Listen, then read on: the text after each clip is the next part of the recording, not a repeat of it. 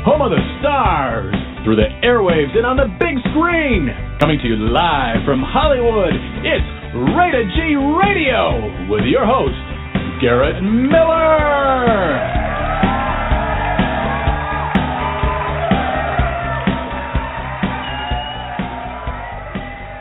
Hey everybody, welcome back to Rated G Radio. We've got a turbocharged episode tonight. We've got a double duty with double guests, which is going to be a double your pleasure, double mint chewing gum type of experience for you. We have Monica Brinkman. She's the author of The Turn of the Karmic Wheel, but she's written tons of books. That's the one that I'm reading today.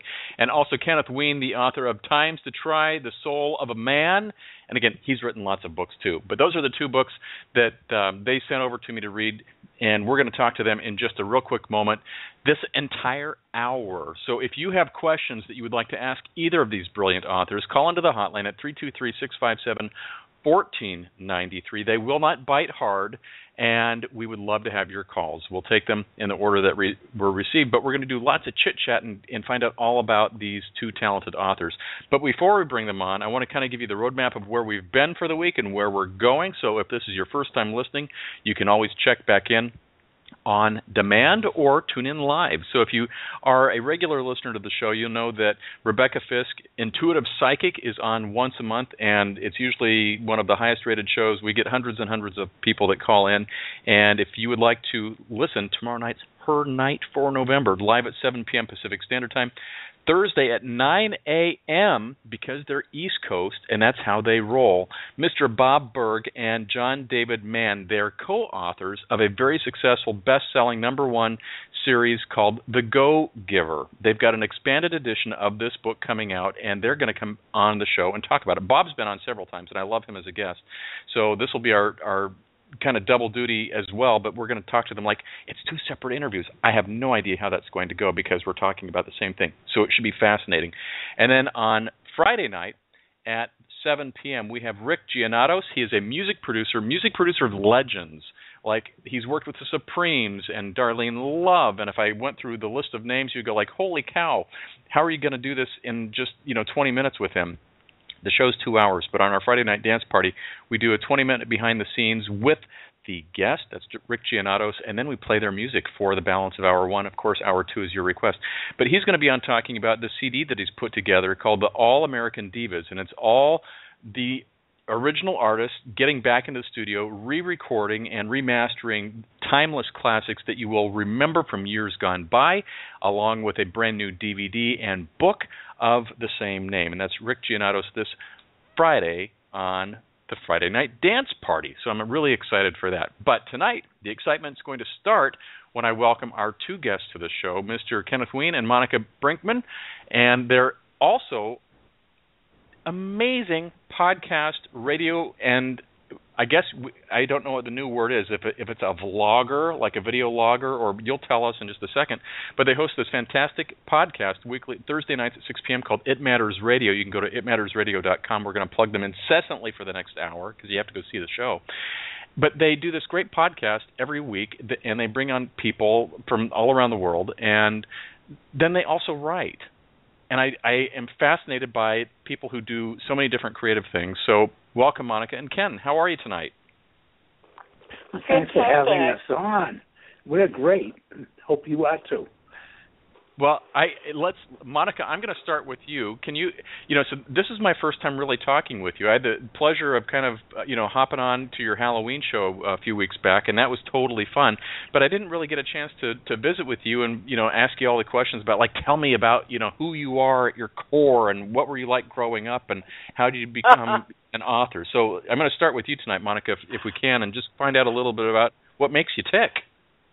Okay, well, if you ask my brothers what I was like growing up, they'll say I was a diva, because I was the youngest and only girl, so a bit spoiled, I must say.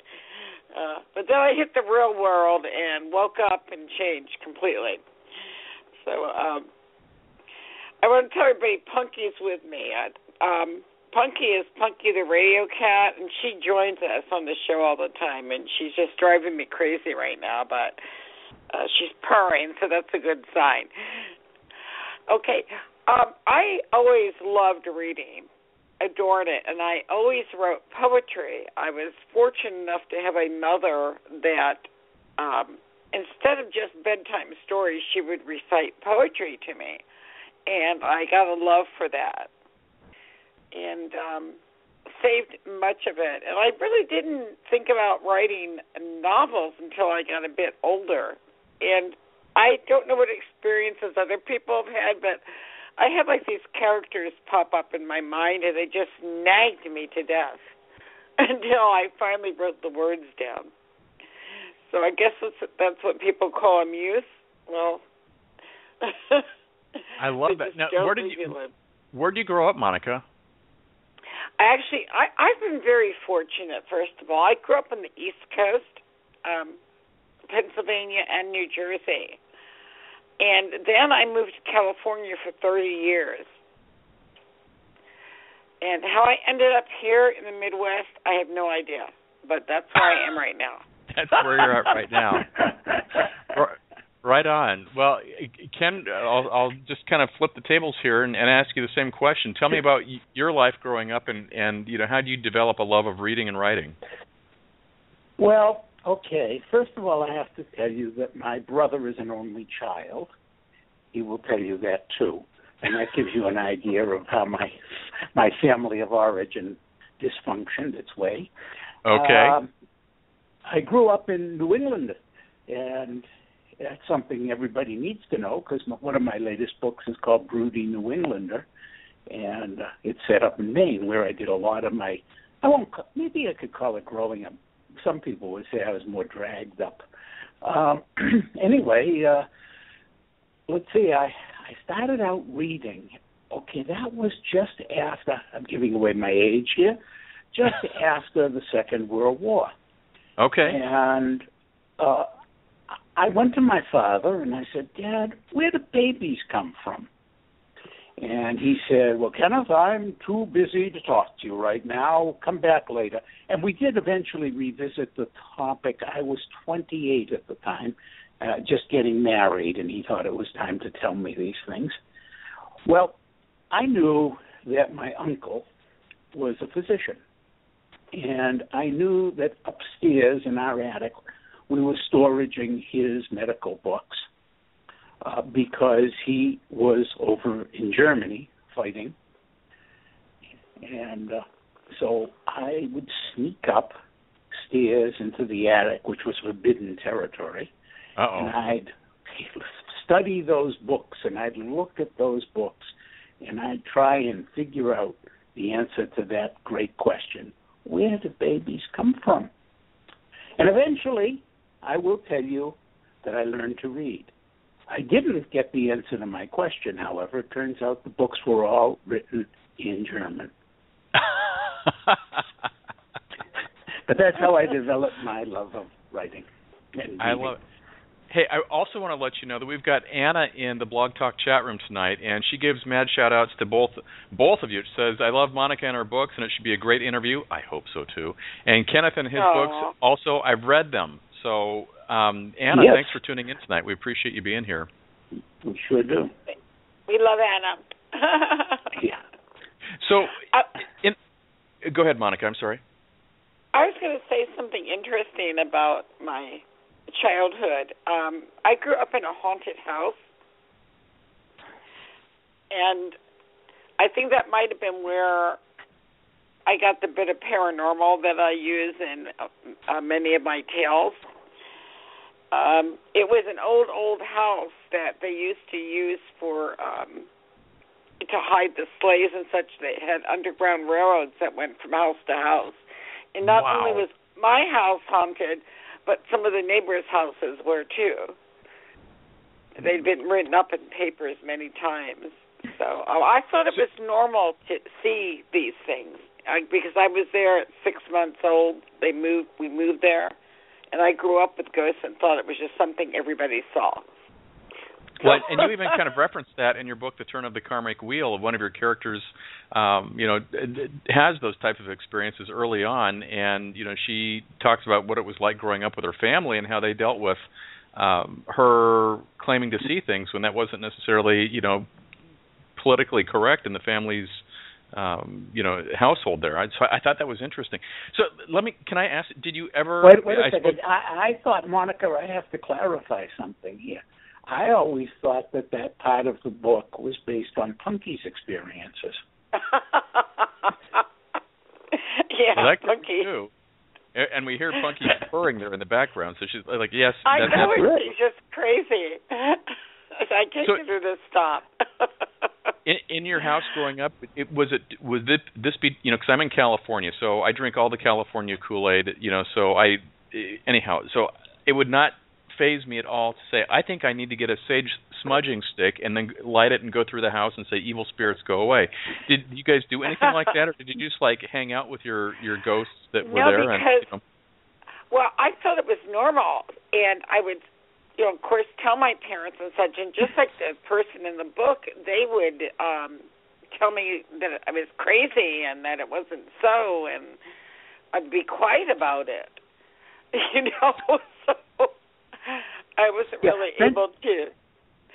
So that, of course, the spirits stuck around, whether they were good or evil, because we couldn't do those things like sage and, have people come in and pray. So in those days you weren't allowed to.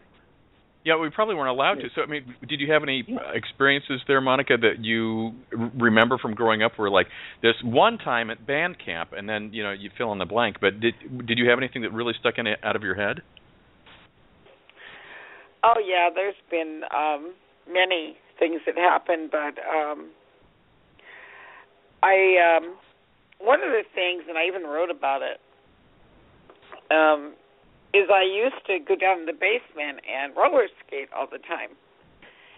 And I was fine roller skating until I would get to this one spot, and it would scare me, and I would see these shadows that would move, and you think, oh, okay, I didn't really see that, but then you would see it again and again, and I actually would have people touch me, and that would scare me, and I'd run up the stairs. But probably the most terrifying thing that ever happened to me was in my bedroom. I remember I was laying on my back, and I'd just gone to bed, so I wasn't, half asleep, or I was fully awake, and I just got into bed and put my head back, and I was completely on my back, and I had something actually take their hands and put them around my throat, and they were choking me. Now, I'm thinking to myself, this can't be happening, I looked down, there's nothing there, but I'm being choked. Now, this is really hard to fathom, but it happened. I took my hands and I pried invisible fingers off of my throat, and there were marks on my throat. Oh, my gosh. And I'm trying to tell my brothers and my parents about this, and they're just, poo-pooing me away like nothing happened. And I'm terrified and crying and everything, and I had to just kind of deal with that myself, but it actually happened to me. Oh my goodness! So how old were you when you finally moved out of that house? I was 11. See, you had a block of time there. Oh my gosh! Well, it was a long time. I could turn an entire time. show into asking you about your childhood. So let's. Otherwise, I'm going to ignore both of your books and your writing and your radio show, and I know that's not what we're here to do tonight. So Ken, out of your, and I'm going to call you Dr. Ken for the rest of the show. So Dr. Ken, for the rest of the show, did you have anything that really kind of shaped you as a writer after you realized that what you were looking at was written in German? Whether it was in school or outside of school that was interesting to you. Yeah, actually, although I'd always really loved reading and writing and done a lot of it, like in high school and stuff like that. What really got me down the path into writing seriously was my cousin's death. When I was in my early 20s, my cousin, who was probably my closest friend during childhood, committed suicide in a particularly horrific way. he bought himself a motorcycle. He was out in California, actually, at grad school. He bought himself a motorcycle, drove up into one of the highways, waited at a rest stop, and then drove out in front of a 18-wheeler. Oh my God! That didn't kill him. So he spent a year recuperating. He spent a year, part in the hospital and back in Massachusetts recuperating. As soon as he could, he went back to California, bought another motorcycle, went to the same place. Oh my word! Pulled out in front of another semi. Yeah. Wow. And I decided when I realized that and realized that my entire family was denying that this was suicide. I mean, they were making believe that that this was somehow freakish, coincidental accident. Yeah, no. And I had to deal with it, and that became my purpose in writing. And the funny thing is, it took me years to write about that. And then I started a book, which is now available. It's called Memoirs from the Asylum. It's available in print and in Kindle and in audiobook even. And that book was written to come to terms with my cousin's suicide. And that motivated me, but it wasn't the first book I wrote. Actually, even of my serious books, it was the second, because, there are some things that just tear your guts out. And I joke a lot, and I try and see the satiric and funny sides of life. But some things are just so painful that you just need time. And so I did eventually write that book. It is, as I said, available. And the other day I had a realization, and it has to do with dealing with things like that, and dealing with the horrific things that just happened in Paris and are happening all the time all over the world. And I realized how important it is to find that laughter. Even though we're in the middle of that pain, you have to find the humor, the laughter. And I realized something, that laughter is God's way of praying to us. Well, diving into your book, Times to Try, The Soul of Man, I only got through a little bit of the book today before the show. I just need to be honest with you and tell you that. But I did get into that. I will tell you, though, Dr. Ken, that the writing that you do have in here, it starts off and it's quite jarring. The imagery that you're talking about that's happening to the character and, setting the stage of what's going on. And the next thing you know, you have kind of like this one-liner in there, and you're like, that was funny. I didn't expect that to be the case. Or at least I was reading the lines like that, and I thought, that was really kind of clever, because it really takes kind of the edge off of the situation that you're writing about, and what a way to start out your book. Thank you. Yeah, it is a funny kind of thing. I had two books come out almost simultaneously. One, the one you are reading, and the other, Broody New Englander. And Broody New Englander is filled with these idyllic and bucolic kind of images. And Times is rough-edged, and it's about a rough-edged protagonist. In fact, a friend and I are working on a movie script for Times, and you couldn't start it where the book starts. So we start in Peru, in Machu Picchu, and it's quite soft, bit softer. And the fellow who's doing it with me loves the book, and I love the book, and we keep having to tell ourselves that writing a book and writing a movie are two different. Oh yeah, platforms. Completely. Yeah, and so the latest thing is that and this is really cool. Another friend of mine has found, hopefully it will actually go through, a woman who is a major opera star in the New York Metropolitan Opera, and she wants to write the score for the. And I'm thinking to myself, "Good Lord, what a wonderful thing to do!" That's awesome. Congratulations, Ken. Well, okay. Well, That's let me ask. Wonderful. Okay, so your style of writing here, Monica, is, at least in this particular book, The Turn of the Karmic Wheel, is again completely different. And I was talking very quickly before the show started. I said two completely different styles of writing, but I appreciate both, and both are well written. Ken's book, throws us in the middle of this thing that's happening in New York City, and then we start getting some background, and the next thing you know, we're off and running.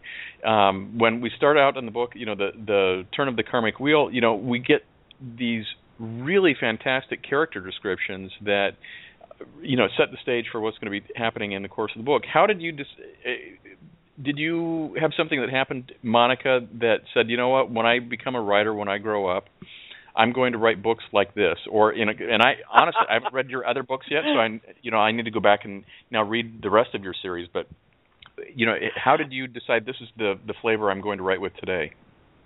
Actually, I was in a writing group, and this is how this actually happened, to tell you the truth. And someone told me that you couldn't mix genre. That you couldn't have a setting in the Ozarks. And they kept telling me you couldn't do this and have a good book. And I said, you know what? Yes, you can. So I took the things that they told me I couldn't do, and I did them. And it came out great. It's just you have to be a little bit Monica. more... when you mix genre, you have to be a little more careful, I also changed point of view, which is a no-no. But it worked. Yeah, I think and a lot of that's one of the things that I think that is interesting about your writing style here, Monica, is that you do have this story that you would think should be taking place in like a high-rise in New York City or something like that, but it is in the middle of Missouri someplace, and you're like, this is not what I would expect, but the way that you paint the picture of the characters and their settings and their lives, you're like, oh, I totally see it. It makes sense. And I also wanted to, this is what people have told me, and I laugh about it, that they say that I'm a mix of Nora Roberts and Stephen King. So okay. I write simpler like Nora Roberts does, because I want everybody to be able to just pick up the book and read it, and not have to get a dictionary out to understand everything. And honestly, I'll tell you, I hate that when I'm reading books where it's like, oh, the author wants to impress me with how many $6 words they have, in the book. I bet they got a bonus, like, football players.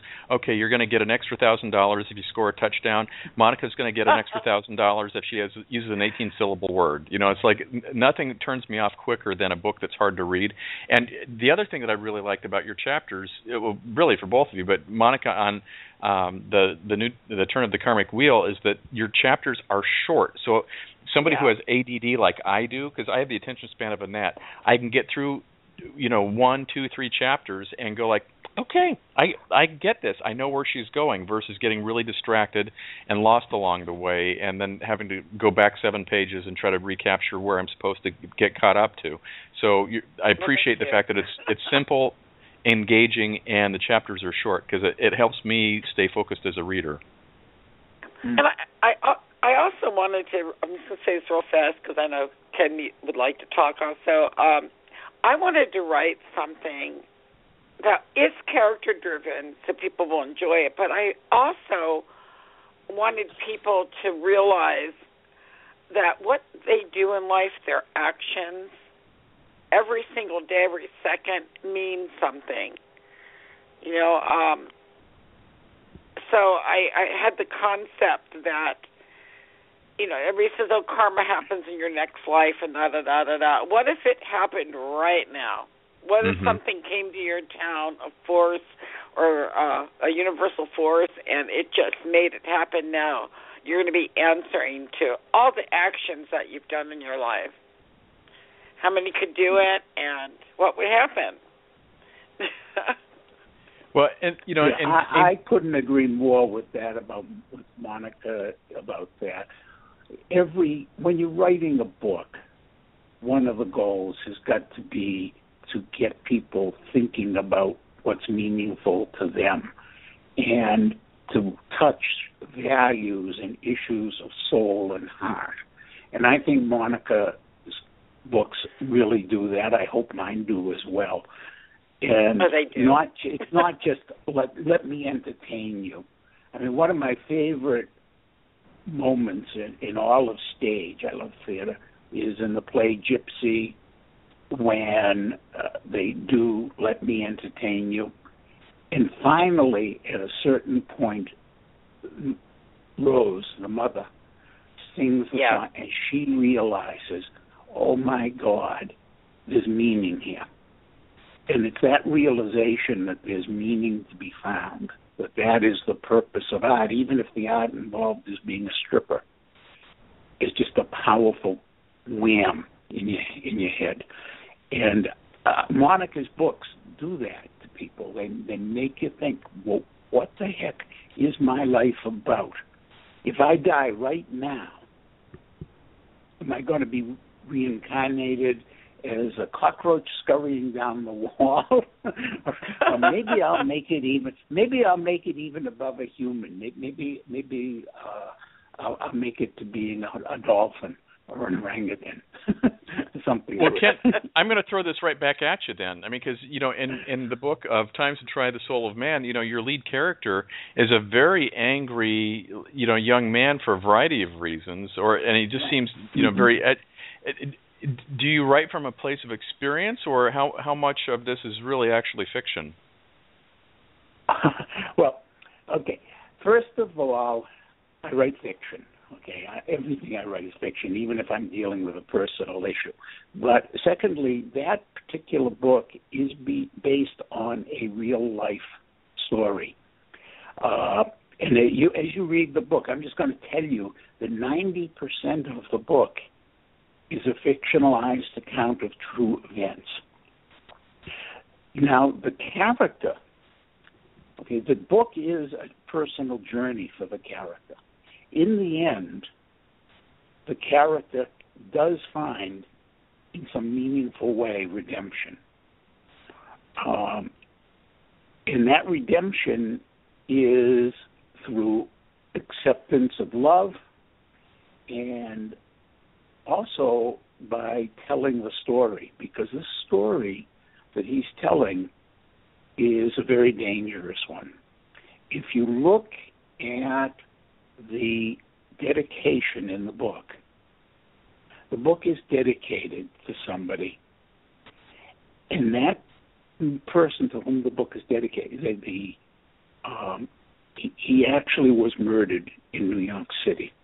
And even today, the person whose life it's based on, who shared all of this stuff with me, knows that there is a possibility when this story is told and when people read it and when people realize how much of it is true, that they may come after him.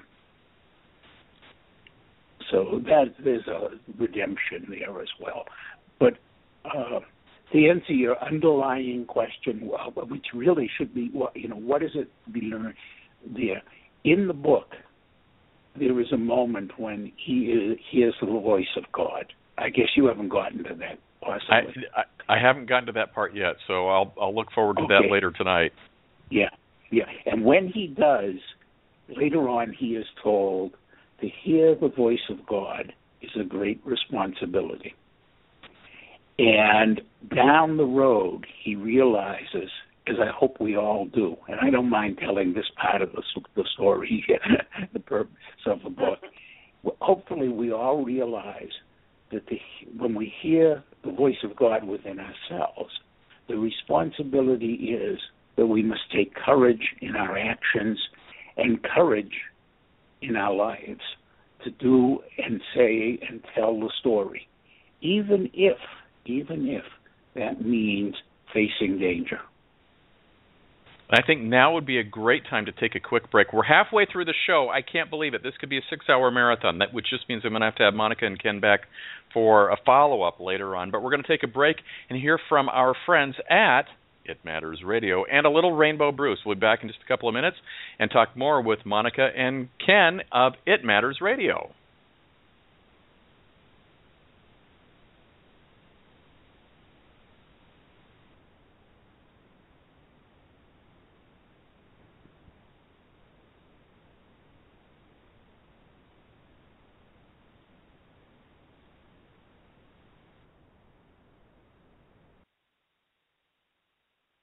Welcome to our discussion of It Matters Radio. Our guest today is Angus McWilliams. Aye, laddie, let's get on with this thing. I'm on my way to a birthday party for Nessie. You're throwing a birthday party for the Loch Ness Monster? Well, first of all, it's not a monster. And second of all, I'm talking about niece Nessie. She's a wee bit of a lovely lass. I see. Well, okay. Angus, can you give us your thoughts on It Matters Radio? Aye, wonderful people. They had me on a while back to talk about my book. Your what? My book. I wrote a book about the adventures in Scotland. Oh, I see. A book. That's what I just said. What are you, deaf, man? It Matters Radio focuses on discovering new talent and bringing important indie artists on the air. Monica, Kenneth, and Carrie offer up meaningful conversation on new music, books, and fun topics. It's unlike any other radio program known to man and woman alike. You can say that again. Known to man and woman alike. Just because I said you can say it again doesn't mean you have to say it again. I'm just doing my best to show everyone that It Matters Radio basically brings variety, fun, and entertainment with a sincere desire to discover new topics and talent. Oh, why didn't you just say that? I just did. Hey, laddie, remind me when I can listen. It Matters Radio is on every Thursday night, 9 p.m. Eastern, 6 p.m. Pacific. You Americans with your different time zones. We only have one time zone in Scotland. And that would be? That would be the time to down a pint or two of ale. It Matters Radio for the best in conversation, music, books, and entertainment. Join us Thursday evenings at 9 Eastern, 6 Pacific. Discover the depth, diversity, meaningfulness, caring, guest-focused, friendly, enjoyable atmosphere of It Matters Radio with Ken, Monica, and Carrie. Oh, that's a mouthful if I ever heard one. Yes, and I'm going to go brush my teeth now. It Matters Radio. When it comes to coffee, freshness is queen. That's why Rainbow Brew believes you should have the freshest coffee, roasted to order in small batches and delivered to your door within a couple days. Whether you're purchasing for a coffee shop, restaurant, or home, Rainbow Brew is your one-stop shop for fair trade and organic coffee. Offering many unique blends, including AM 950's own Blue State blend. That's Rainbow Brew, the Queen Bean, a proud sponsor of the Morning Grind. Online at rainbowbrew.com. Brew something good today. I always love when we get to talk about Rainbow Brew because they make their coffee beans out of Minneapolis, St. Paul, and I thought when they approached me about doing the show that they were absolutely insane because how are you going to grow good coffee beans out of Minneapolis, St. Paul? And I said, here, we'll send you a packet of it. And they sent me some, and I'm like, holy cow, this is great coffee. I try not to drink coffee at night because I tend to be a little caffeinated, but if you want to go check out Rainbow Brew's Facebook fan page, you can like their page and also get some valuable coupons. I think if you order now, you get like $1 off if you mention whatever coupon code they've got. Also, if you say, I heard about you on Rated G Radio, they actually do a happy dance inside their store. So when you order their coffee, make sure you tell them you heard it on the radio. And, of course, our dear friends at It Matters Radio. We've got Monica Brinkman and Dr. Ken Weene on the show tonight talking about writing. We're going to talk a little bit more about their writing journeys as authors, but then I want to turn the tables and talk about their podcast that they have every Thursday night at 6 o'clock and find out how all of that came about because I am fascinated by anybody else who does this. So we've got Monica and Dr. Ken back with us, and so I'm going to start with Monica here just because, your name is alphabetically first when we come to last names. So, Brinkman, here we go. I married correctly then, didn't I? You married correctly. You got the memo. So, from a writing standpoint, how do you, are you self-published? Do you have a publisher that you go through? How is that all working out for you? I have a publisher, and it's All Things That Matter Press. And They are wonderful, wonderful people. I couldn't speak more highly of anyone, and their editing is superb. What I like about All Things That Matter is they go by the story. If they love your story, they'll ask you to sign a contract with them. They'll publish you. It's not all about money. Of course they want money, and we all do. Sure. But I think it's a great opportunity for people. I know in my particular case, because I have kind of this speculative fiction, you can't just go to the bookstore and say, okay, Monica's is paranormal, or it's spiritual, or it's suspense. It's all of those things. So most publishers will just say, well, we're not even going to touch it because we can't put it into a box anywhere. Wow. And all Things That Matter, they looked at it, they liked the story, and they embraced it, and they're just wonderful.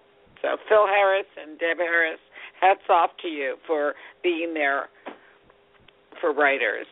So who want to do something a little bit different.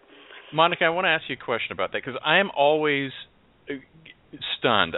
In my 4 years of doing this, I really have only had one author on, and I'm not going to use their name, that when I got into their book, and they're bestsellers, that, every single book that comes out in the series is a bestseller. And I got two of the books, and I was reading the books, and I'm like, this is the most boring crap I've ever read in my entire life. But that's one out of like 100 authors that I've had on, because every author that's come on, I've had LGBT authors, I've had science fiction authors, I've had fantasy, I've had, you name it across the board.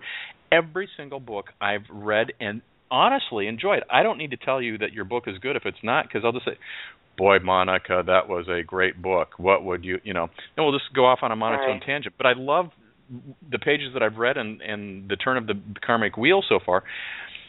How do you think, from a publishing standpoint, and, I guess we should ask your publisher, but I don't understand how publishers have a hard time taking these great books that you write and saying, well, I just don't know how to market them. To me, that doesn't make sense. No, it doesn't. It's all about money, because they don't really want to market. They want you to market. They want you to have a million people that are going to purchase your book. It's just like the record industry nowadays. They want to invest as little as they can and take as much as they can. Sure. It's greed, and it's out there, and our particular publisher doesn't have that greed. Of course they're not. Like I said, if they love it, they're going to offer you a contract, and they're very honest that it's a partnership. You're going to be marketing also, so it's But the other, these big time traditional publishers, the big houses, you have to come to them with a plan of marketing, which is just. I think that's sad. Yeah. So why do that? Why make them even richer and greedier? And I wanted to mention real fast that my book is a kind of a two-part series.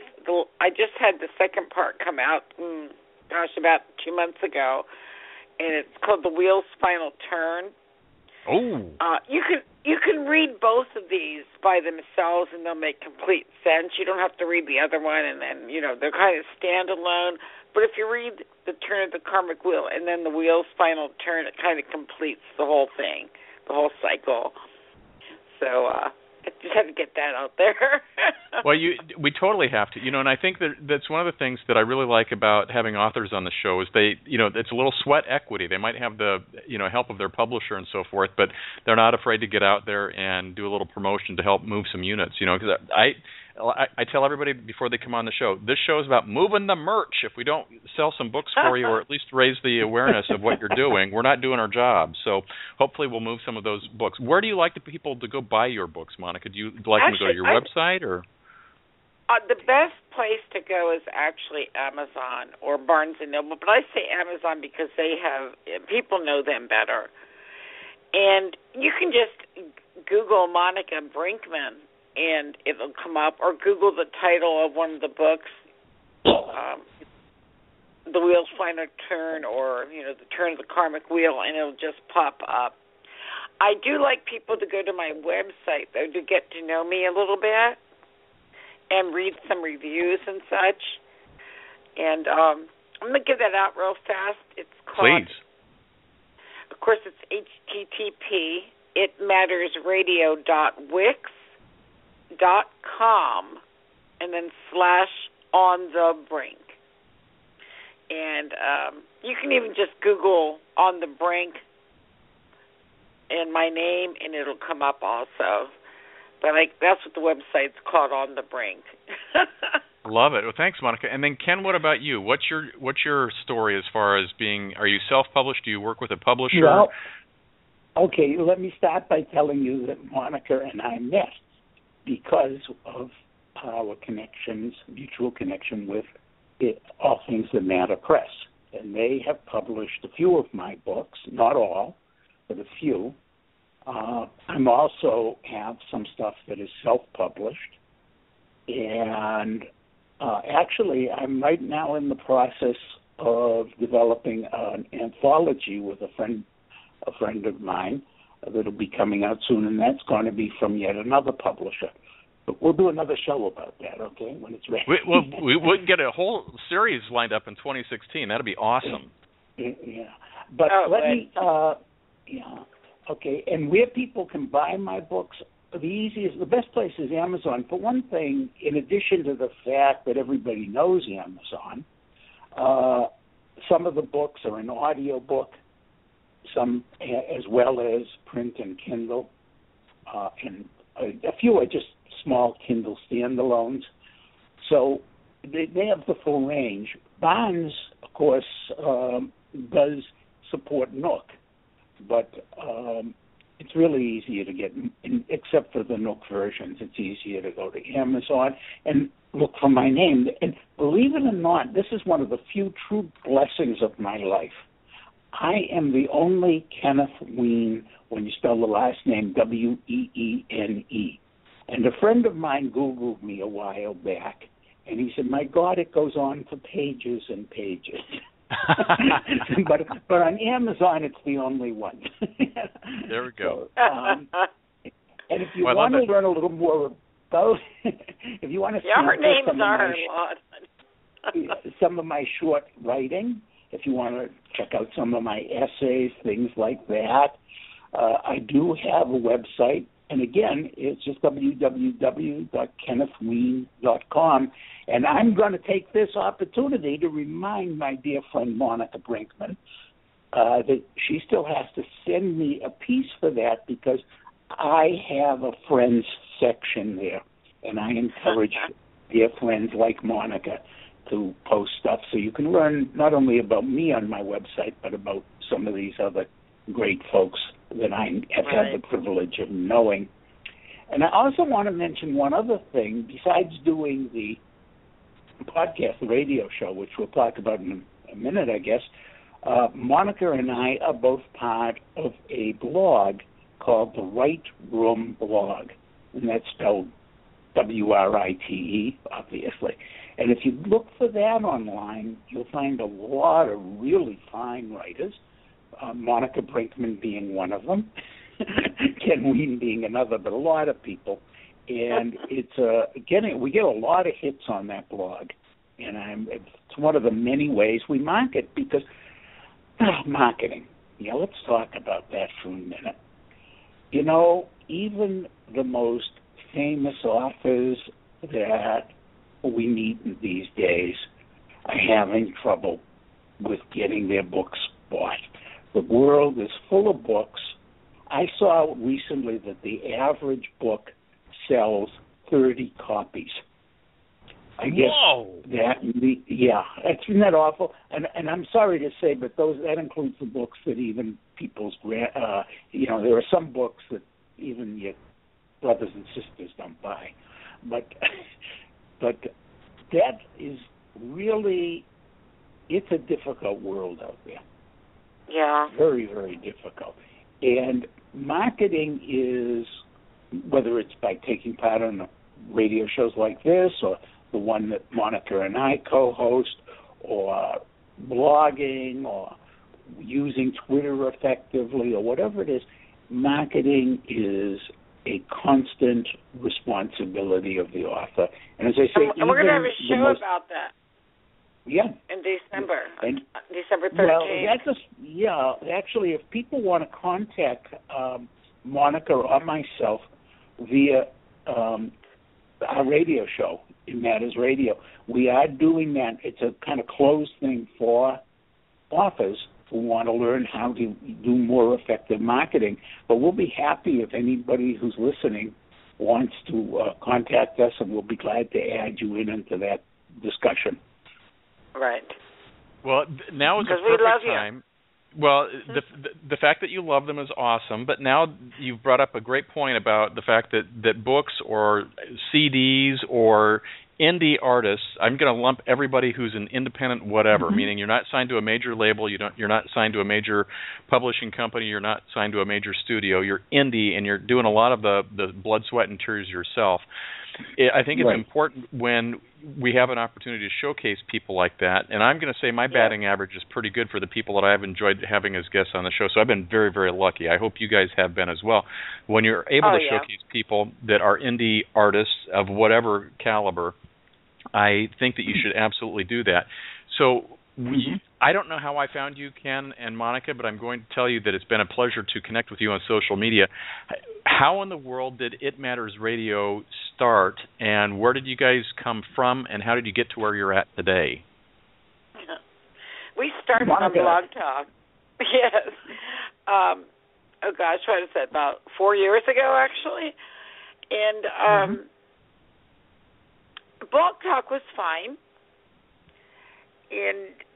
but we wanted to do something a little bit different, where we love talking, but we wanted another dimension, and we found a place called Spreecast, which is their own studio. I don't need special equipment, and we can play music, we can speak with people, but they can also join us on camera, and it's live. It's not a podcast that we're doing ahead of time and then putting on perfect. It's like old live TV. If something goes wrong, it goes wrong. And it's funny sometimes because of that, and other times it's not. In fact, Garrett's going to be on our show on December 10th, guys, so you're going to have to listen. Oh, we're going to totally promote the heck out of that. Can I ask a question about this Spreecast thing from a video standpoint? And I think this is one of the things that I am fascinated about, because I would love to do what you're doing from a video standpoint.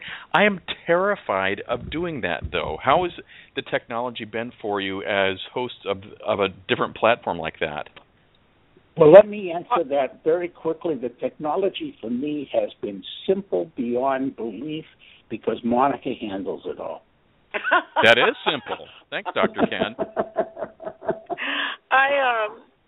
It's been quite easy. The issue I have is people need to follow direction and read. We send a little guide out. We say you need to do this, and this, just like you say. Okay, you need to call me at 7 o'clock. If you're using Skype, you need to do this, blah, blah. And if I don't listen, we're not going to be calling incorrectly. It's like dialing the wrong number to get on the show. It's never going to happen. Right. But I do have to say that just like TV, it all has to do with connectivity because it's done on the Internet. So if you have a provider who is giving you poor coverage, you're not going to get the best coverage. And you might be on speakerphone with us. We'll see your picture, but you're not going to be able to hear, so you'll be speaking through speakerphone. That doesn't normally happen. Normally it goes very well. And I love the intimacy. We're able to bring on either audio or video of our artists' work. And people can join us also if they can come into the chat room and chat. This Thursday, Monica, I think we have somebody from Pennsylvania who is planning to ask to come on, and somebody from Atlanta who is planning to ask to come on. So we're going to have yeah, I do too. I'm really excited to have that happen. So again, so I'm clear, people can call in like they normally would, or they can do the video chat. So I mean, you can still give them an option to participate on your show a couple of different ways. No, mostly call in. Chatting. Yeah. If they can't use the internet to come on the show, if they live in the United States, because other than that, it's not feasible. What I do is I phone them and relay it through the speaker phone into my computer. It's certainly less than ideal, but most people are able to connect without issue. Right. And like I said, people who are in the chat room, they can't call us, but they can come on screen with us if they'd like. Oh, that's cool. Mm-hmm. So they can come on camera. Tell us and they about can the type also ask questions in the chat room itself. They can type in a question. Hey, Dr. Ken and Monica, tell us about the type of guests and what's a typical show like for you guys also. Well, okay. I'll go first because I book discussion guests, and I try to get as wild a range of guests as I can. Books, I read at least one book by every author who comes on. Before we discuss a book, I want to have read it. And that, whether it's an academic book or a good piece of romantic fiction, I'll have read it. The other thing is I'm always looking for range of topics. We've had an opera singer on. We've had an editor of the Boston Globe on. We've had a reporter from the Washington Post on. We've had political candidates on. Actors. And actors, yeah. And people Comedians. from charities. Oh, yeah, I'm psychic. Yeah. We really try and just constantly expand the range. This week, for example, we have a young man who just came out with a great speculative fiction novel about growing up gay in America. And then the musical guest this week is more jazz oriented, and we do all types of music. We're very diverse in that. If we like the music, we'll invite you to come on, no matter what it is. It could be reggae, it could be country, it can be rock, it can be pop. Again, diversity. Yeah, blues. It does opera. Yeah. So who has been the most unusual guest that you've had on the show? Wow. I don't know if I'm going to say the most unusual. I could tell Mr. you Clay. that my favorite. Yeah, I'll mention two that really blew me away. One was we had the Crayon Initiative on a while back, and I just loved that charity. I don't know if you've ever gone out to eat with kids, but the first thing they do, even before they fill up your water glasses, they bring those kids crayons and something to color on. Yep. And usually those crayons are either left behind, often broken, etc., and the restaurants just throw them out. So the Crayon Initiative came up with the idea of collecting those used crayons, remelting them, and making them into a sturdier, different shape that would be easy for the kids involved to hold, and donating them to use in children's hospitals. How cool. And that just blew me away. The other, I'm going to use a book example of somebody who just really delighted me, because every now and then Monica pushes us and she says, let's do a contest, whether it's a Christmas show or a Halloween show or whatever it is. And not so long ago we were doing one of those contests, and we had a guy send us a short story. And to put it mildly, we really liked the short story. Well, he contacted us and said, hey, my book's coming out. Would you take a look at it? And his name's Phil Richardson, by the way. And he's actually sent me, he has 2 books out now, and I'm reading the second one. And fabulous stuff. And so he's going to be coming on in a couple months as our guest. And the reason that blows me away is because we actually do, on occasion, find talent. We've had one musical guest, I recall. Wasn't one of the musical guests we had signed during the show, Monica? Yes. Yes, absolutely. Holy cow. We have, I want to mention this really fast. We have a gentleman called Stephen Wrench, and all you musicians, singers, bands out there, please check out the series he's doing with us. He's going to be on again December 17th. He's going to give you tips of how to make it in the industry, and it's going to be different than you think. Okay, well, I need to be tuning into that show. He's doing 4 different series. Yeah, we just did one last week. Unfortunately, I was talking about how your internet provider has to be good. Well, his went out, so he had to call up using his cell phone. But you can still hear him, and it's still worthy to. It's worth listening to. We have Grant Schlater on, who's an author and also a promoter over in the UK. Stephen Wrench is here in the United States. He's a voter for the Grammys. He's got a lot of experience, but well, Monica, you're being unfair to Stephen.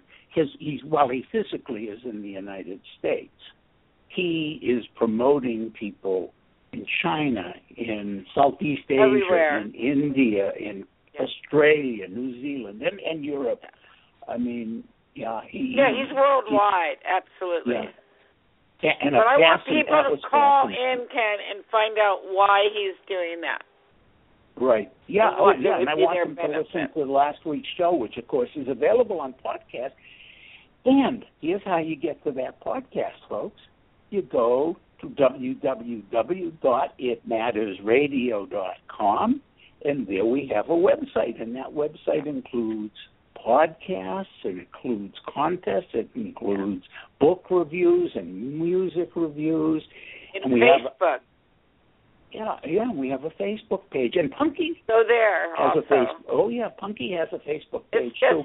It's just www.facebook.com/itmattersradio, and that'll give you all our old. Just look under events, and you'll see all the old events, which are the podcasts, and upcoming events also. We did this. Our reason was just like you, Garrett, which is why we adore and love you, to assist the artists. We know how hard it is as authors to make it, and we know how hard it is for organizations and indie musicians and authors and such to make it also. Yeah, and I feel very personally about what we're doing that we have become very much kind of like a family. The funny thing is, Monica and I have never actually met in person. Now, I believe in past lives. I know that Monica Brinkman and I are going through yet the same connection in some way that we have had in the past. Maybe it's the third or fourth time we're going through this. But I think we're doing it right this time. I hope we're having a lot of fun. And we are creating this atmosphere on the show and on the website and on Facebook where we're really encouraging people. And I love that. I love the fact that we're encouraging people. I love it too. And everybody, and at this point we're out of time. Our hour is up. It's been Monica and Ken with It Matters Radio. Go listen to their show this Thursday night on itmattersradio.com. I've got a link to their website that's right there on the show page, right here on Rated G Radio. And tomorrow night, tune in live for Rebecca Fisk. She'll be taking your calls. Phone lines open at 6:45, so if you'd like to get your call answered, this is your secret. Call in early, and we'll get you on the show. Guys, it's been great. I can't wait to have you guys back in 2016, and thanks for taking time out of your night. Thank you. And we look forward to seeing you on the 10th of December. I can't wait. Thanks, guys. Take care. Thanks again. You too. Bye-bye. You've been listening to Rated G Radio.